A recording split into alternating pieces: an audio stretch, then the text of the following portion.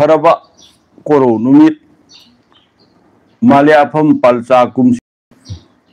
लिसिंग Hong Chamari कुनगमरी ओइबा लोइताम Sajibu थागी कोरो नुम Panba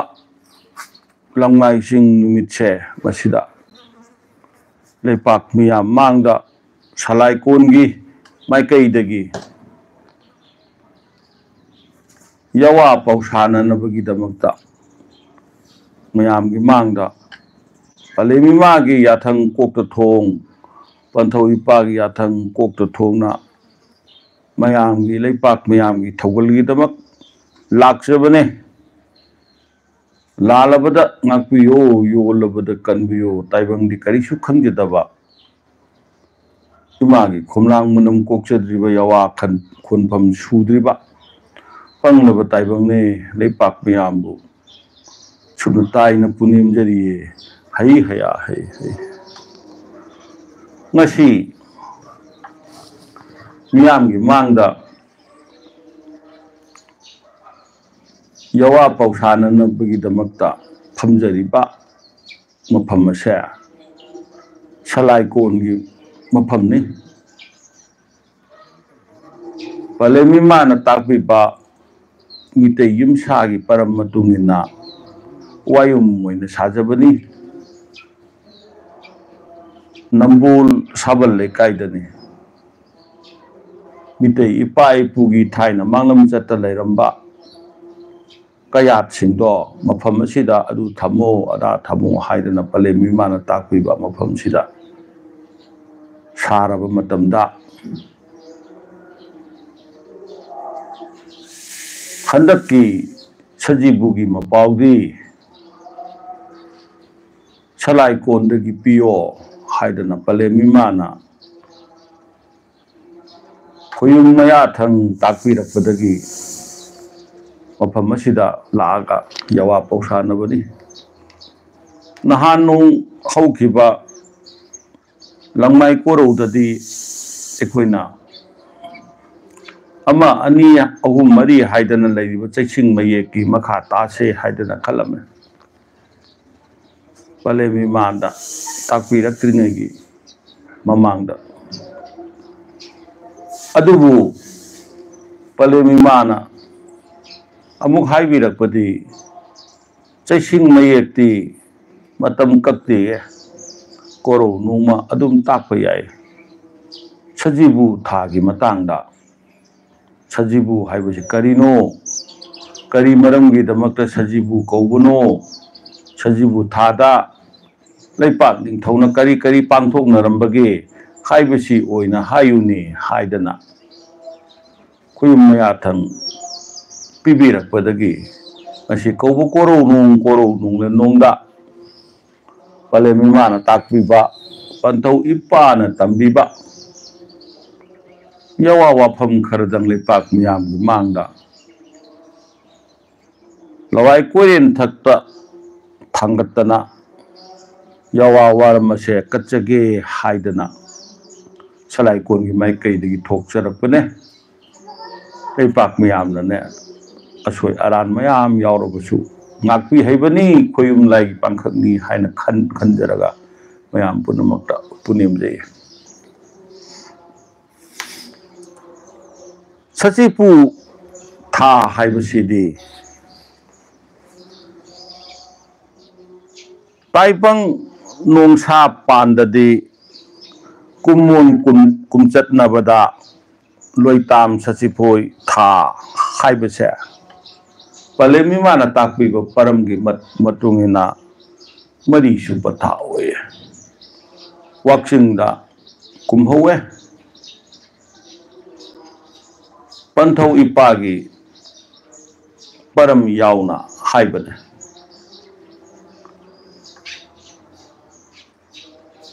malem leisa nungdagi yenou yelam tanoba phoikat jingkhatle haibagibu loitam sachipoi tha kaunabane haina palem imana takpi asina su madumdi sachi mamai samna sayang lenbu pui haibugisu sachipu tha mingong naye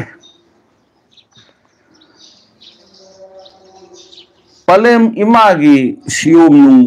iwa laije iru nung taipang samu hakchang sagat padasu palem mama oibidagi machi oibo punamakpu laujare hairaga nawa angang adugi taipang sayang sagat pa hawe haibugisu sachipu tha haina taibang na koloi ne pangi wahan thok amadana kari haina leibage haibada taibang panbagi pungning wakhalna sachi sangaina koisen chenbagumna tawrakpa pungning phathaba ngamaktaba yeno yelam chongpanina ingabara haibasu sarakpa saragabara hairabasu khara adum mayingba anigi langtai maram oiba adugumba tha se sachipu tha oirakpanina taibang wakhalsu chengum chengane ye asigumba sachi sangaina kochen chenbugumna taibang wakhalna chengum chengana rakpase phuo haibadi laksillo haibagisu sachipu thao haina kawe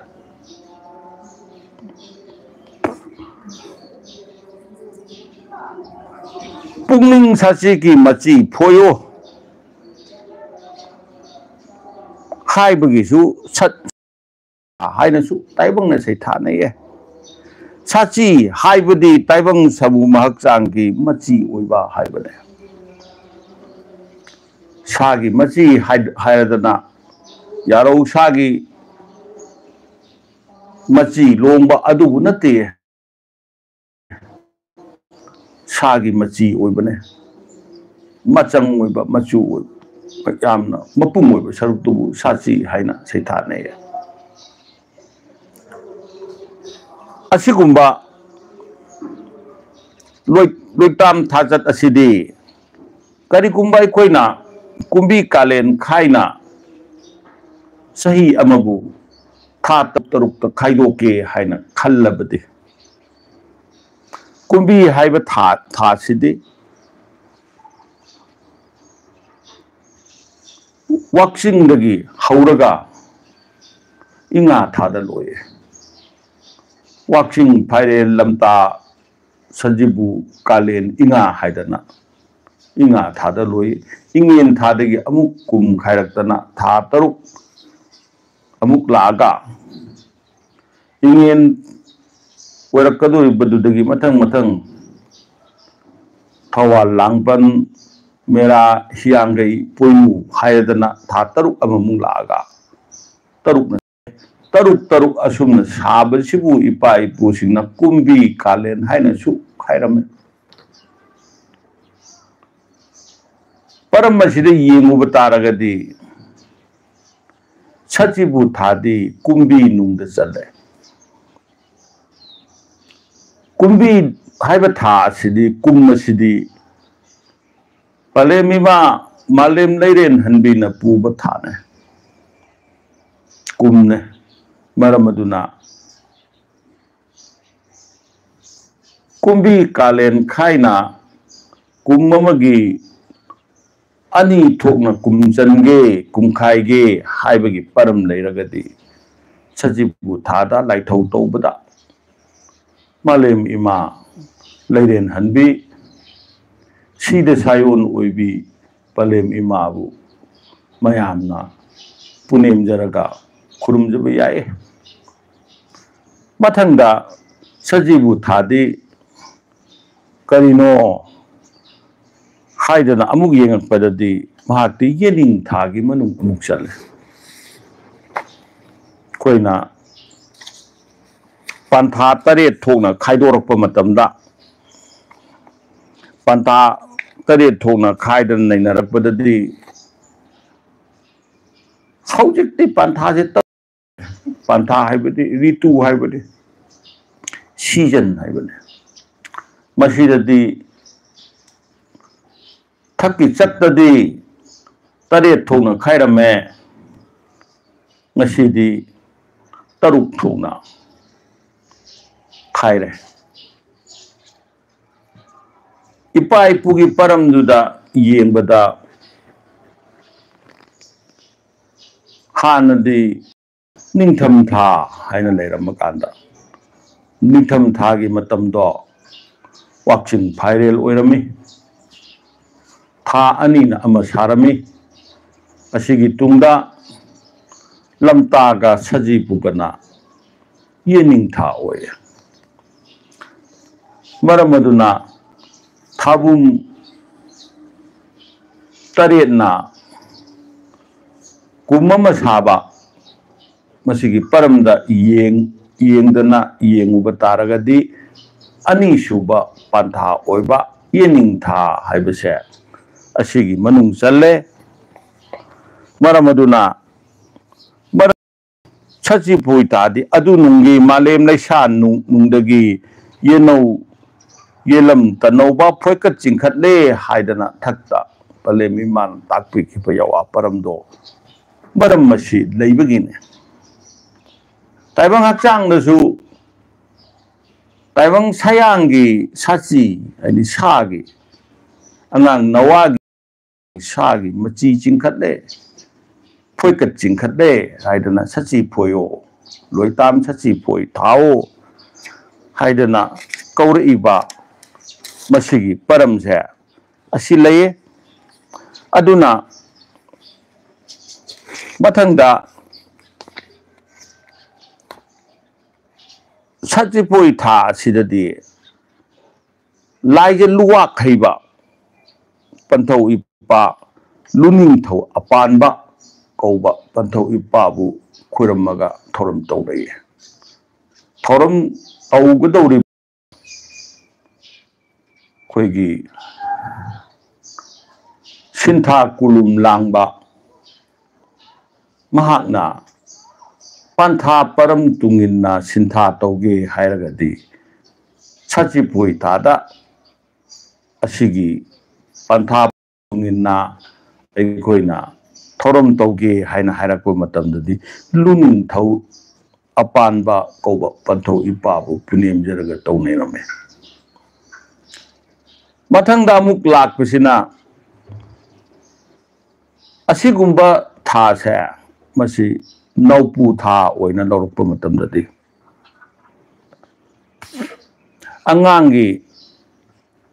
nawa naupu tha oina lorukpa matamdadi kari lae haiba matamda mari suba tha oire maramaduna mari suba naupu thabu sachi phoi tha haina kawe mathangdi kalen lakaduin angang nawadugi ada magi sayang saji chingkhatana sabung satam makpada kayummado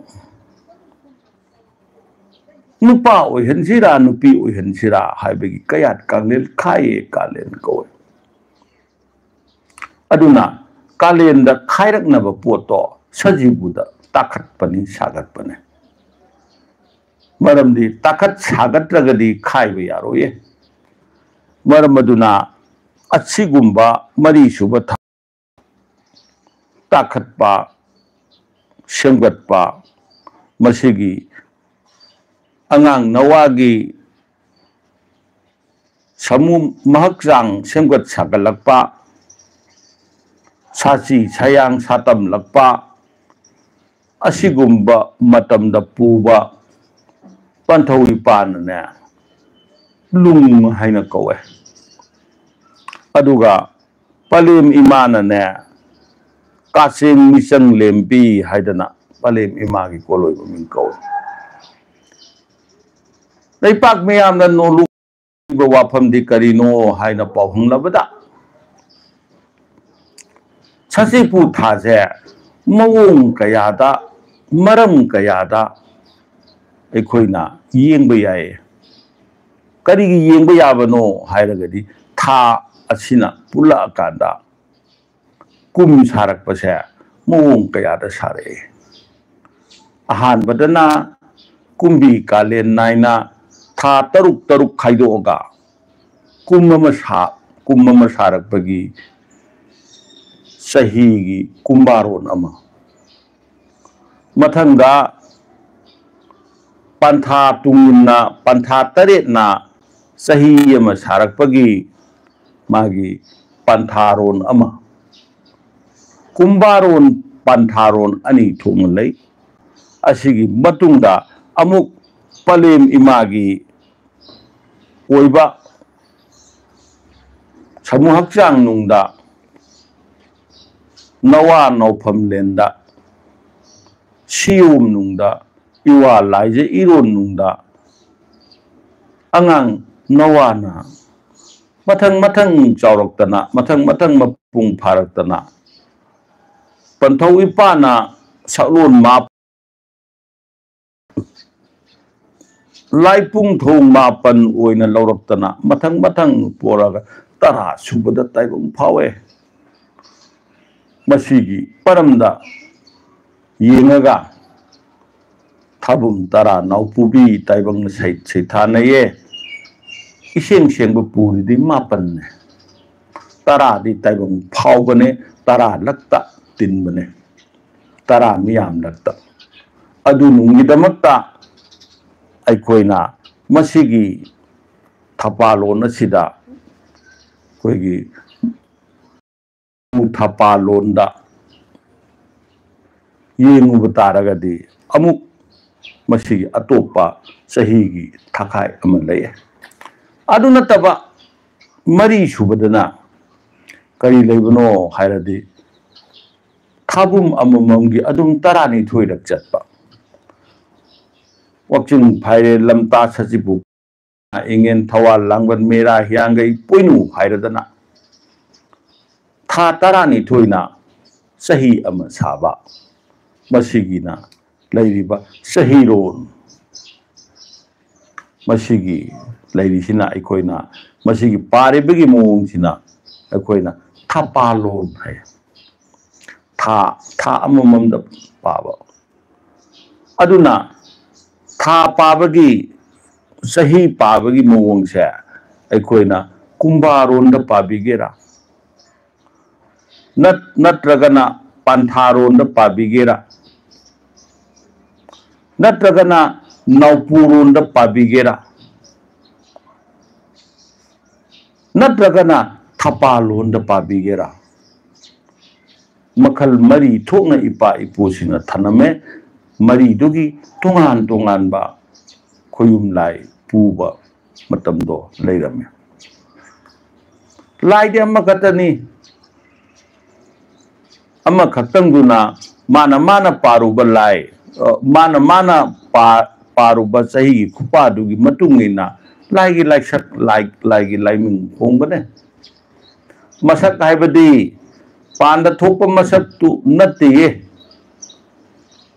लाइगी मसक ने मसक तु मसक कोइबने ताइबंग दो सोई खोइना ngangnabada aina nangbu masak munna khangba mine haiba wafamse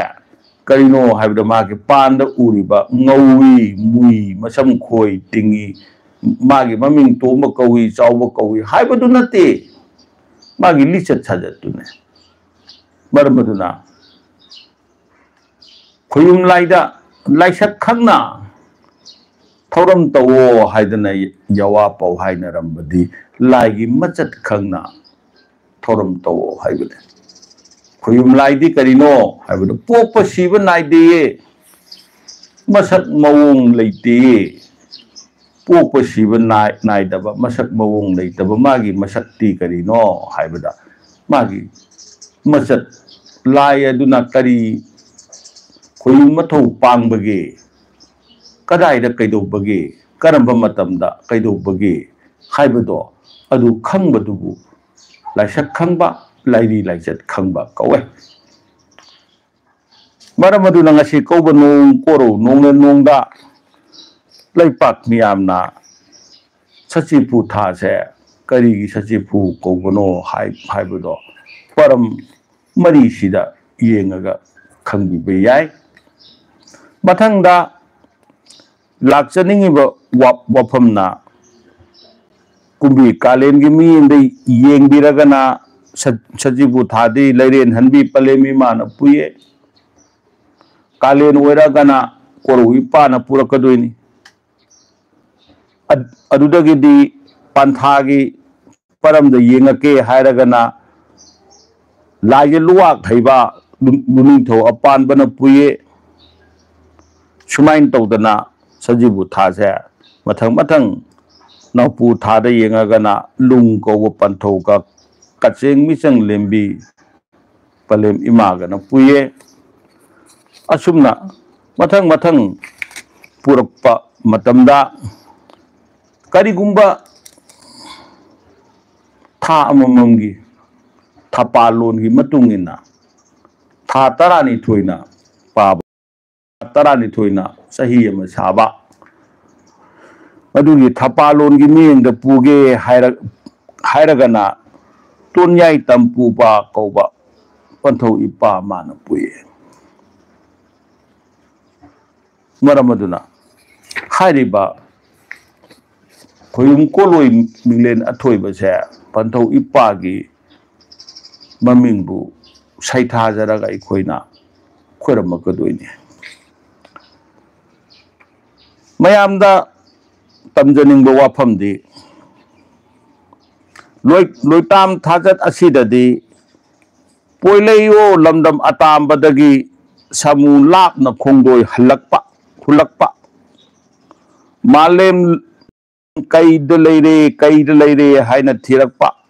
अवांगबदगी वांगबा अवांगबा वांगबदगी सु हेन अमु वांगबा अवांगबा पिकपदगी सु हेन पिकपा अपिकपा अवांग लैदी लैनुंसी कैसाम लैलाक फोंगना पता होंगना लैना तापति सिंगु मतिक येंगना खोयुम मंगम हापलकपने यवा वाही असिदी करिनो पलेमी मान ताकपिरिबा यवा वाही असिदी हाइबा मतमदा कोइना कोकपी कोकलेंदगी वाक्सिंग थादा वाकोन पुंगदा चिंखतखिबा नवा लिगलू याइदो मदुना मथंग लाकतना फाइरेन थादा फाइरे ए लमता थादा पलेम नाउबी फमदा तारे अदु नोंगी लमता थाबु पलेम लमदा ताये हाइबगी लमता था कवे मदुगी परम मथंग चथरक्लब मतमदा थक्तगी लाकपा अवांग लैदी लैनुंसी हाइरिसि करिनो ताइबंग लिगलु याइदुने अवांग कौग्लु वसुप चलिक इपांग थापी पनोंग थई मऊ लिंगपीपा हाइबगी चलिक तुने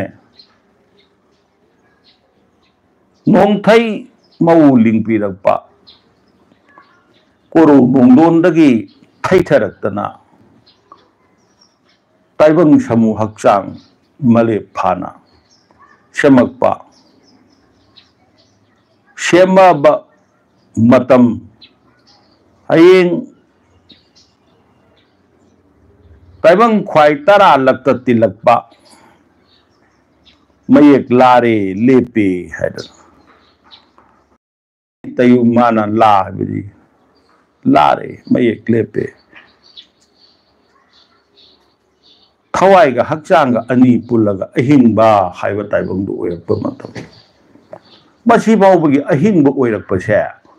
मसी करिनो हाइरगदी अवांग लैदी लैनुंसी कई शाम कई हैबदी पुक्कईने मसीगी मसीना पुक्कई दुदगी मथंग लाकलदना मदुदगी शाम थरक्तना कई शाम लैलाक फोंगनबदा हाइबदी ताइबंग फावरकपदा खोंगना लेना ताबदी मफमदुदा कोपी कोलेंदगी पलेम पिबुक नोंदा तारक्तना ताइबंग फावरकपदी चिंगु मतिक येंगना खोयुम मंगम हापे थवाय अदुदा ताइबंग लिलु याय अदुदा अदुना मदुगी मतिक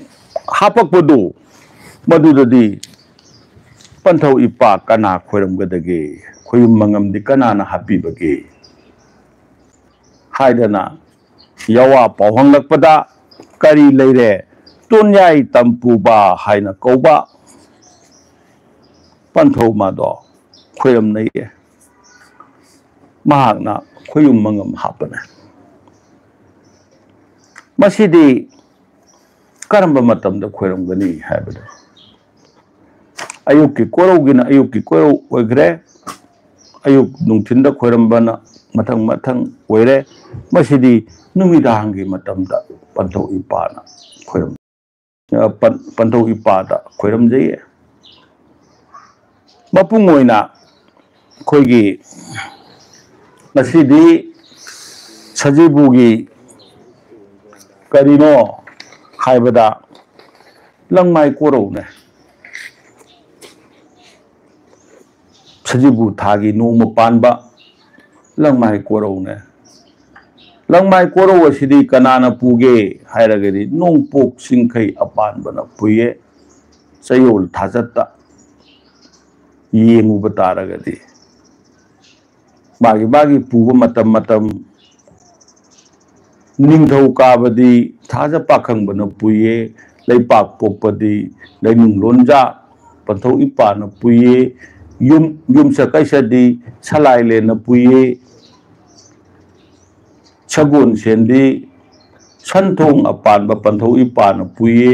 इराई नुमिति इवांग पुरेन पुलिक लाइना पुये थांग नुमिति थांगसिंग इपाना पुये हायदना कोरौ नुमित तरेत सिगी पुब मथंग मथंग खोयुम लाइसिंग लैरिये अदुना लंगमाई कोरौ सिदी कनानो नोंपोक सिंखै अपानबना पुबने अदुना नोंपोक सिंखै अपानबना पुबा पंथौ इपासिना करी सक्तम लौरे हायरकांदा तोन्याई तंपुबा कौबा पंथौ इपासे मसिगी सक्तम लौई हायदना अखोइना खल्लगा सचिपु थादा तोन्याई तंपुबा इपाबु खोरंबा याय तोन्याई तंपुबा इपादि कनानो हायबदा नोंपोक सिंखै अपानबने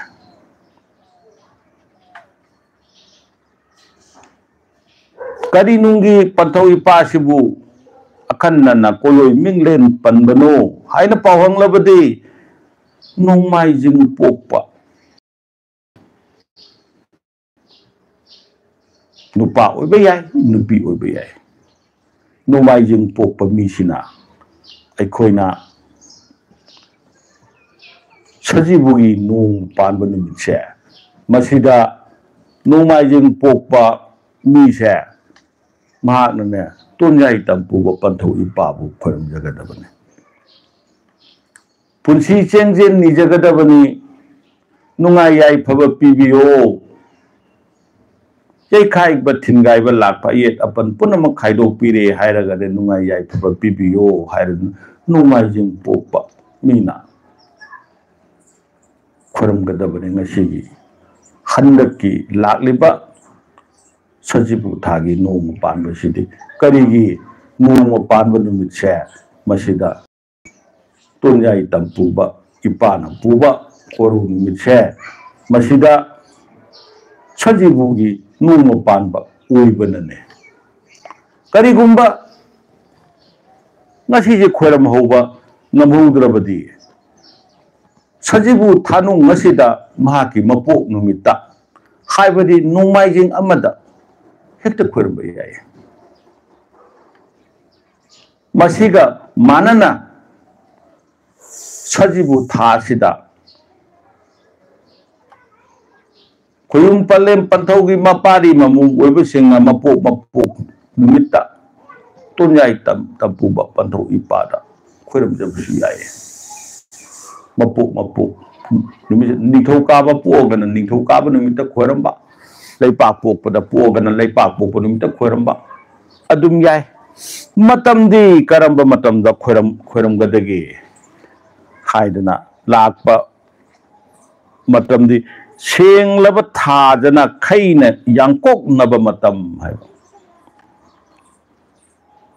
tha thorpa matam haibane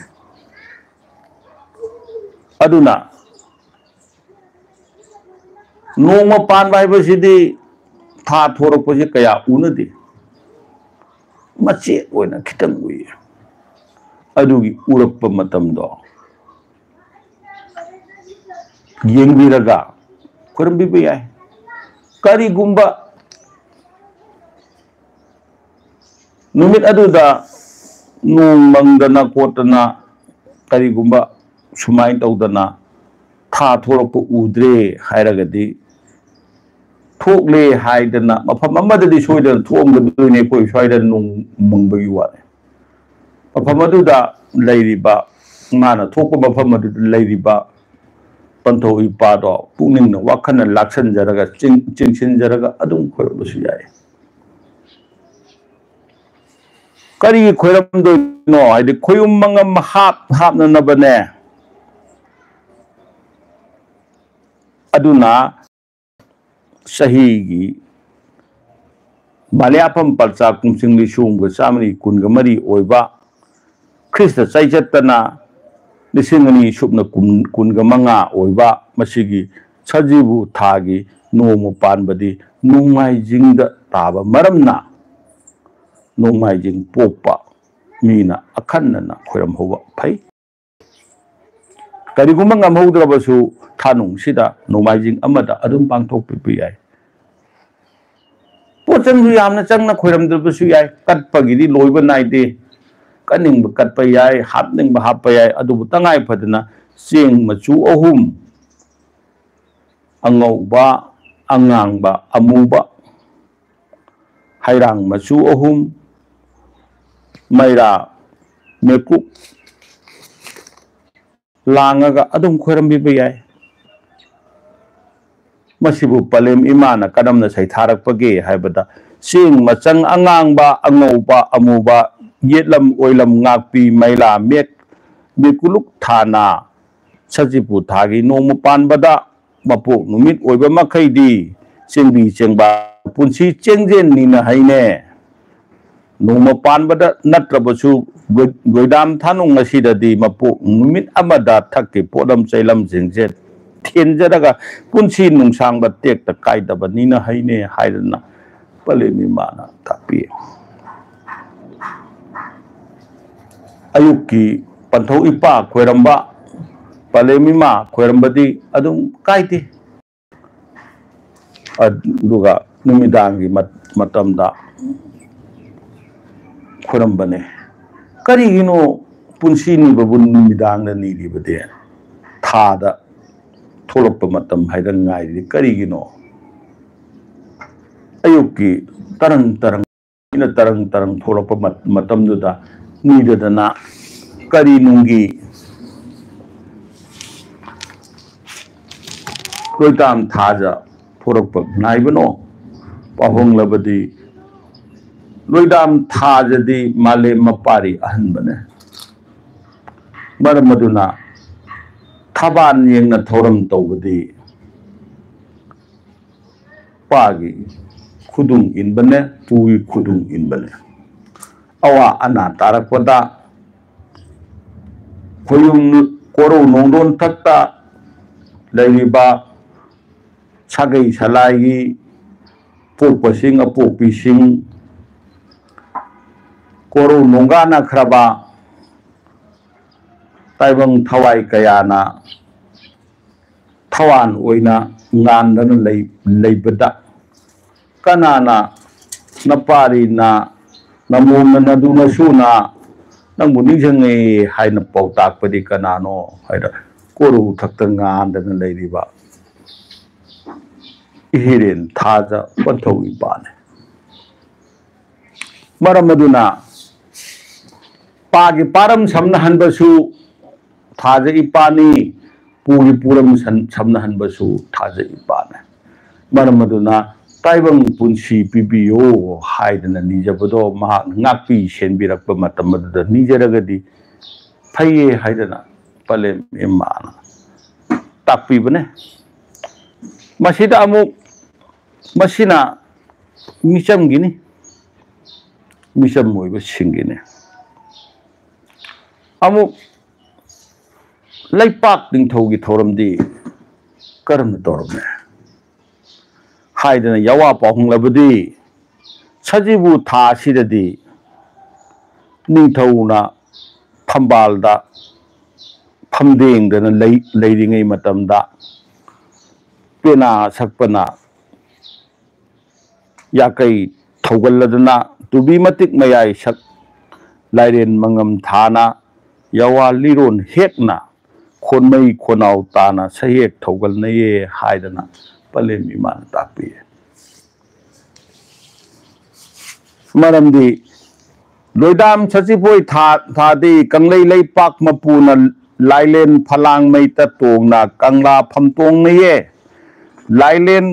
yakai thokan ba chaijing samai wai ba penali lon sakpa chingu khoyum laitai ba asai panma bana tubi matik sak lailen mangam thana yawali ron hekna khonmai khonau tana sayek thokal naye masigi matakta loitam sachipoi thadi chimbuloi tambuloi khaidana langon liklam phat teno yotlei kang hoilo hoya sak khali lauta thane masida khoyora kanda amuk nong sura ani nong tauruba singdo amuk kanghala kana nong churaktana madudagi amuk khari da ukai takpa kari kara mathang lakadoini matang asida panjaningba wafam amadi handaki loidam sajibu thagi nong panba sidi tanai tanna badadi pai pusingna nungai yai phagi thobak cha tawba hongna de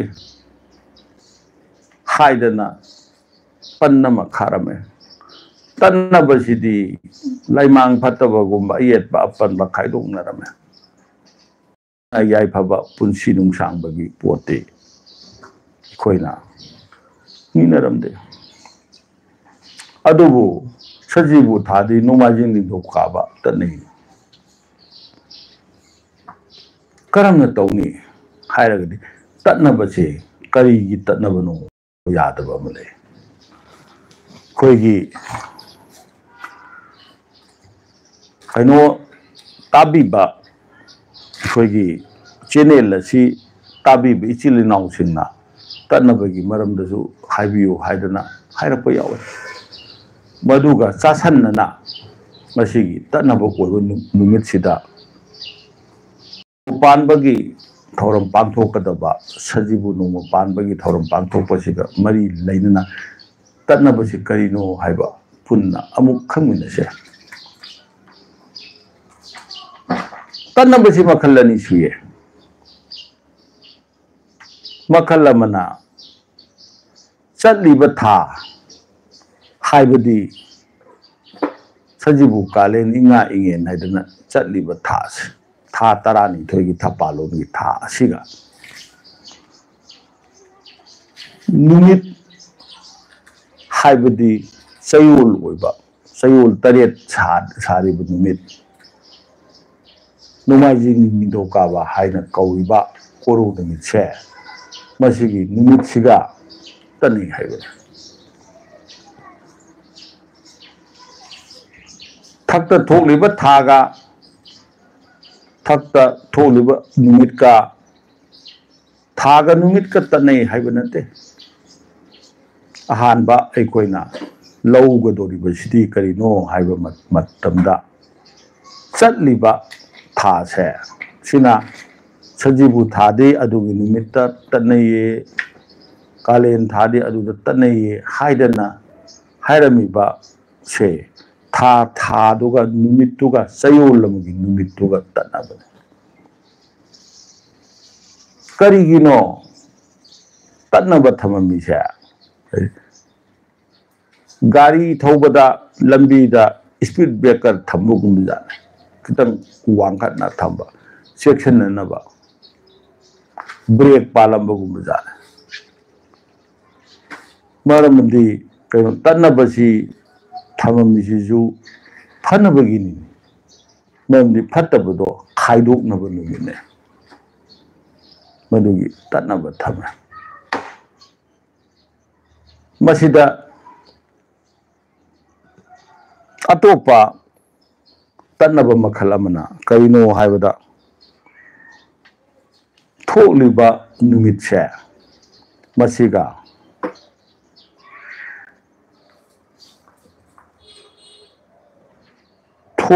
थोलिबा नुमित सिगा था असिगदा था अमदा नोम खक्तंग तन्नब नुमित तन्नबगी वानतब थाबांद तत्प थाग तत्प सिना थाग नुमित का अनीदु तन्नरकपदगी करी तौरे थाग मालेम जिकगी mummy सामे मरमदुना थासी नुमित हारिस सही अमदा थासी ओइरिसे कोइगी था अमदा था तरानी थोइगी थासी तरानी थोइ लैरिसे असिजु तन्नब मखल अमने थासी माइकैदा चटप यादे हारिसे थासी माइकैदी फत्ते ये हाइदना अखोइना खनरिसे करिनो हाइमदम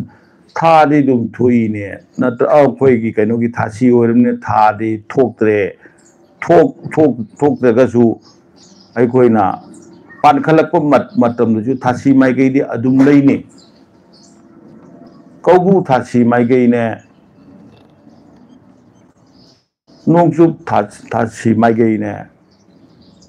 मथंग मथंग लैरिने नोंगपोक थासी माइगैने अवांगद सिये नोंगपोकद सिये नोंगचुपद सिये हायबा खाददी सिबा लैते मरमदी खाना चाउबा इपागी मरम खैने माकि असी थोंग चामनि पान लोनबीबा ngamba अचंग थोंग चामनि पान हांगबीबा ngamba पंथौ इपा महाक लैबनिना खारमददी सिबा लैते सिरे हारसु हिंगरन ngame adunani अचंग थोंग चामनि पान हांगबीबा ngamba हाइस अदुना सी हाबी अककनबदो लैते खारमदा लैतबसे सिगी परमनि अदुगा नोंगपोक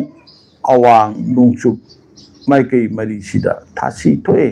थासी थोइबसे था अदुमगिने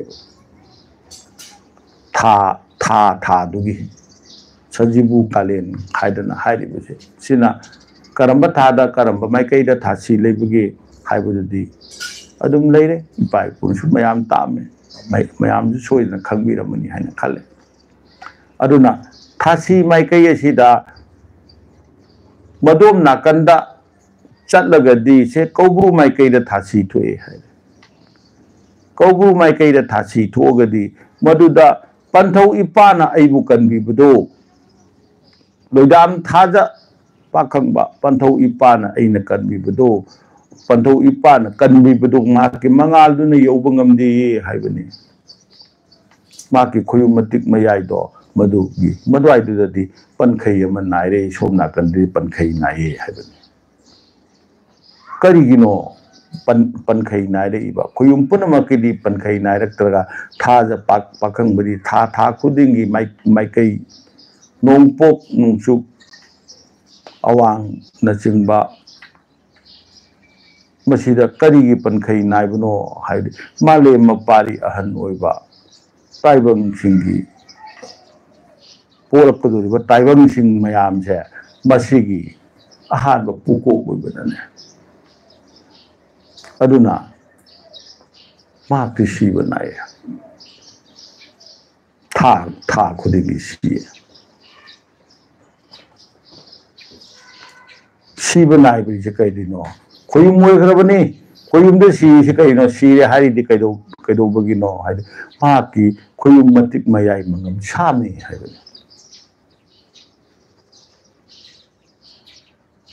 ayuk nungthin gi matam da di koro ipa na khoi bu ngakui senbi numidang gi matam da di thaja thawa na ngakui senbi ye adubu mai kai adom da di numidang gi matam da thaja thawa na ngakui senbi ra kadab do thaja magi ipan panthau magi matik mangam do yaudrabani na mai kai do thasi oire aduna thasi mai kai da ahing lek na yarek na satpa yarek pa satpa phatti hainarami se sigi tangai phadaba leirana challagasu ahing yarek tana halo hainarami se panthau ipamagi numidang gi matamda mana puraga mapari mamong madu masu singbu thajamagi mangal ngakpira kadabdo adugi matamdo mai kai adudadi matik mayai sami haiba aduna khoina hariba matamduda mat sami hairabina mai kai adum satpa yadre adugu satpa yadre hariba si tangai phadana satba yadana salakpa matamdadi mafamdu yaurakanda khoina panthau ipada palem imada tungana thasi lai khoramba haidana ama leye adu pangtho badi tangai phadaba matamda da pangtho kadaba masi tawbi be yai atopo wafam amana ngasi di thasi natragasu ngasi di tanaba numit oibanina ngasi gi sajibu thagi noma panba handaki sahi gi noma panba noma jing koro se masi di tanaba oirabanina karamna tawgani haiba matamda numit asibu puriba khoyum laido maduda sing lay kalaga tanabo numit ki ayet apan akai atoy pirakadabdo panthau ipana ne napari aya kudi thaidok piramo imung asibudi thaidok piramo haidana thawni jaraga thorom tongwa dum yai mase nong thai lon gi wane achamba icham chamba mipung khudingmana pangthokpa yaba numit tu da nomaji nindau kaba lai pa po yum ja khai sagon jani irai thang ja haina tare bu numit singida tha du gi tanaba thola agadi tha adu gi tanaba tholak padu karamna sambigadagi karamna haijagadagi hairadi tha adu gi manung da lairiba thorom pangthokadoriba numit tu puriba khoyum laido adu da laitai na biyo masina isam chamba paramne asina taba tungan ba akhang hai singi mayam lay adudi magi akhang hai singi ne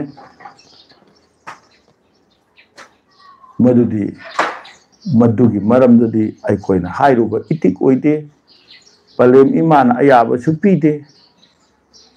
maramdi leipak ni leipak sawe akhang hai laye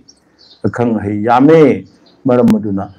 mukoi gi maram dadi yawa param kangba natik oide ye haidana palemi mana thingbi bane adugi damakta yawa makha taba chumdre haina khalle ngasigidi matang asida khairase laibak thibadi chathok chasin tawbada kharasu thengna haubre adubu pangthokani haidana puning lep kharbanina